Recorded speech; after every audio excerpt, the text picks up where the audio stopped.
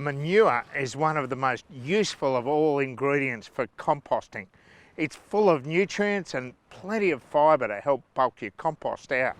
Let's have a look at this cow manure. Oh, it's actually already full of native earthworms living in the soil. So you can imagine how good this is for a worm farm. It's important to realise that manure is inherently variable when it comes to nutrient content.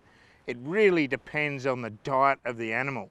So I prefer my manure free range like this cow manure. The cows are grazing on pasture and all the nutrients from that pasture are going back into the manure, which then gets recycled in your compost in the perfect balance for plant growth.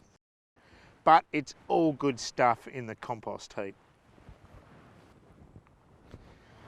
One of the only drawbacks with manure is that it can contain weed seed, which then germinates, but by the time that's been through the composting process, those seedlings will be well and truly broken down.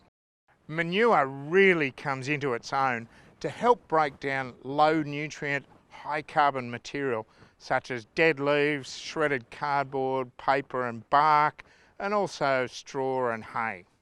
Here I'm using this cow manure as pure worm food. The Getty bin is just full of cow manure, which the earthworms are gorging themselves on. So using this compost mate, I'm going to take a sample from down the bottom to transfer to a worm cafe. So let's have a look. Chock a block with worms, and I'm just going to release them into this worm cafe to get a new population started.